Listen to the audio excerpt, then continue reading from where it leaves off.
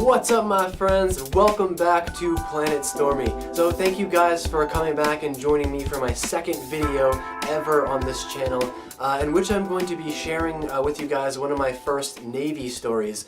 Most of you guys know that I'm a 4-year Navy veteran, and I thought that I'd start sharing some of my experiences from signing up all the way through the fleet. So today on this video I'm just going to be discussing kind of freeform, of course, what I remember from signing up from the Navy. Now I'm from a small town in Maine, and it's really weird because it was a strange transition going into the Navy and signing up because when I was growing up I rode bikes. I was that kind of kid who was I was in bands, playing in bands. I was always drawing and painting and always the teacher's eye of the art class and all that stuff. And we just spent our time hanging out, riding bikes and playing music and hanging out at the beach and stuff like that, and just sleepovers, video games, nights, ordering pizza, staying up all night, stuff like that. And when I informed my friends that I was signing up for the Navy, it was kind of strange for them. It was like really, you're going into the military, like the military. Because I was an artist, I didn't really jive with that kind of stuff. And I remember one of my friends distinctly, walking me around his neighborhood, sharing a joint with me, just talking about how he respects my own choice for what I was doing, but at the same time he was he didn't understand what I was doing because of the kind of person I was. And the thing is, I really didn't understand what I was doing either.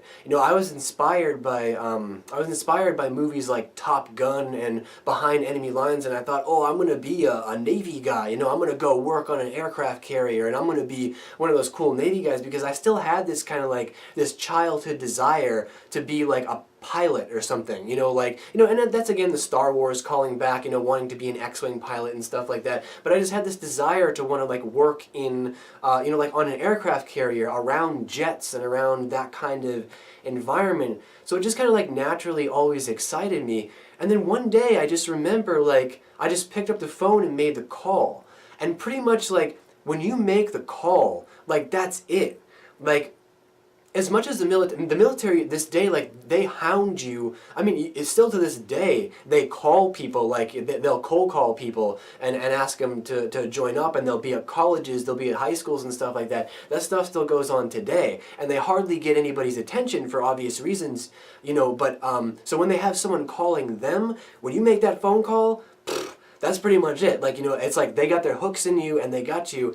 And I remember it was this whole process of them coming over to my house. What they'll do is they'll send two Navy recruiters over to your house. At least this is how they did it to me. This was 2004. And they'll have your parents there, or one of your parents in my case, and they'll just do an interview with you. And they'll ask you a bunch of personal questions have you ever done drugs before? Have you ever been in trouble before? Have you ever been in prison, in any kind of youth counseling? Because they're trying to get a gauge on your person, who you are.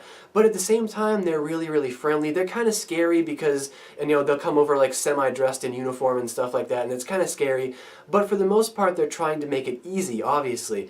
And, they promised me a signing bonus and everything, so I was really, really excited. And then after that, I just remember a process of, they would come to my house and they'd pick me up and they'd take me down to, let me see if I can remember this. Yeah, I think it's the MEP station, Medical Evaluation and Processing something or other. Can't believe I remembered that. I think that's what it is, and it was right down here in Portland.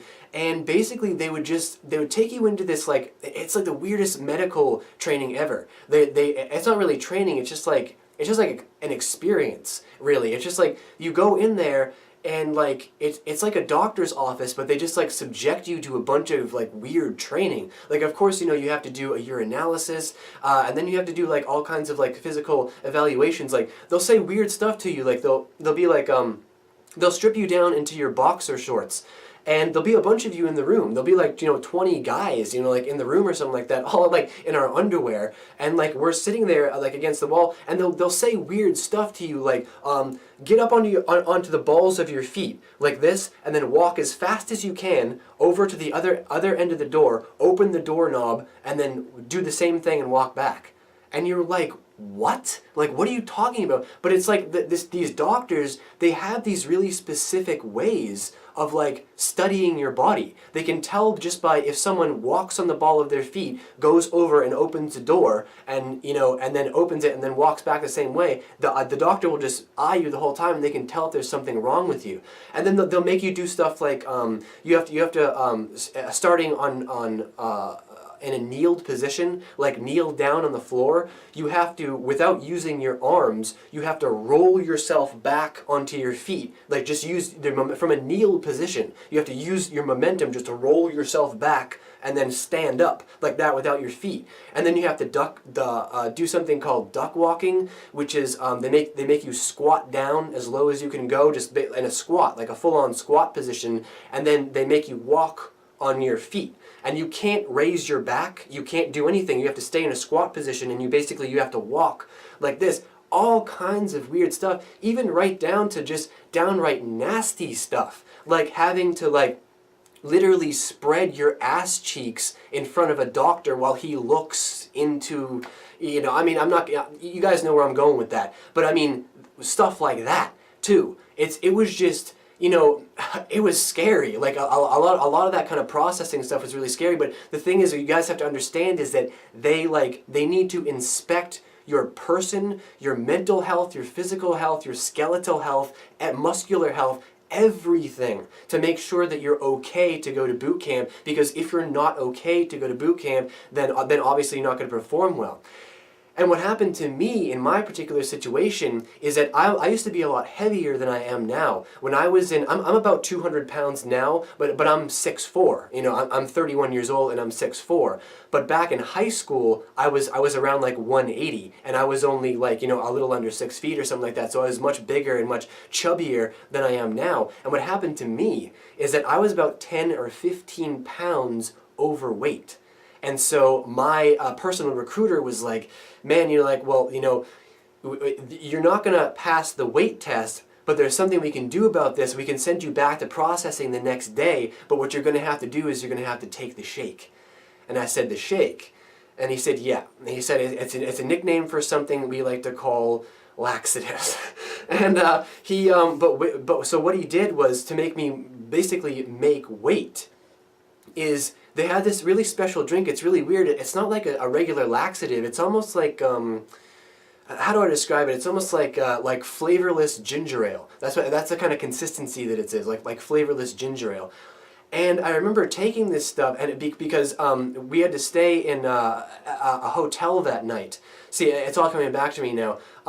This was the same night that I had to stay in a hotel with a stranger because we were going to boot camp the next morning. I remember there was a weigh-in the next morning, and if I didn't make that weigh-in, then I wasn't going to go on the bus to go off the boot camp. So I remember it was a really, really bizarre situation, because I'm sitting here drinking this laxative, right, knowing that I have to go to the hotel tonight with a stranger and stay in a room with a stranger because they were doubling us up in the hotel rooms, and pretty much be crapping the entire night, taking up the bathroom the entire night. And that's what happened. It was this very, very strange, awkward experience. And also kind of fun in a lot of ways too, because there was a lot of guys there that there was one guy who was returning to boot camp. I guess he'd been there before or something like that, but he had to leave boot camp for like personal reasons or medical reasons. But now it was okay, and now he was coming back to boot camp. And so I remember walking back to my hotel room, and he's walking down the hallway. He's drunk, and he's like, oh yeah, he's like, hey, that flight out tomorrow, man. He's like, right, you on that flight out tomorrow? And I was like, yeah, man, I'm on that flight out. He's like, oh yeah, I'm going back to boot camp, man. I'm trying to get with this waitress downstairs real quick tonight before I go. And I'm like, oh yeah. And it was cool. And was funny is that that guy that met me in the hallway there, he was actually in my division in boot camp. I don't know how that happened. I mean, it's really weird. It's just like he just this completely random guy walking up the hallway, just going back to boot camp. And when you get to boot camp, they put you in separate divisions, and somehow he wound up in mine. So it was just like this really cool meeting experience, you know. And so after that, of course, I had to spend the entire night in the hotel room with a stranger. And then when we woke up the next day, I went back in for my weigh-in, and thankfully, I just made weight. And I'm talking about, I mean, I can't remember what the exact weight was, but I made it by like a pound. It was like 1.5 pounds or something. And the doctor actually took me aside, and he was like, look, he's like, I know that you just made weigh-in by, you know, a pound, but I can tell by your body structure, because like I was chubby, you know, and he's like, I can tell by your body structure that, like, you know, you barely made that weigh-in, so I'm gonna send you off to boot camp. But you know, it was like the hair. It was the hair that's how thin the margin was. You know, just a hair that I wasn't going.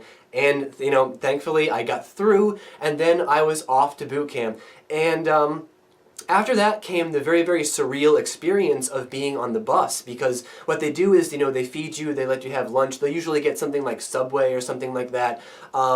And then they'll have to call your parents for like final verification, stuff like that. I remember them, apparently one of the Navy officers got a hold of my dad, apparently at some point, who I hadn't spoken to, and I still haven't, you know, you guys know I've shared personal stories with you guys before. I don't, you know, my father's not in my life at all anymore, but one of my Navy officers got a hold of him, tracked him down somewhere, and he said, yeah, go ahead, you know, whatever. So after all that kind of stuff comes a very personal, surreal experience of being on the bus. And while you're there, everybody is just emotional, because this is like, you know, once you get on the bus and you're off to the airport, because that's where we were off to Chicago after that. Once you get on that bus, that's really it. Because, you know, even before you get on the bus, even though you've signed all the paperwork and they can still track you down, you can still run away, you know, but once you get on that bus, that's it. You know, like that's just like the final seals the deal,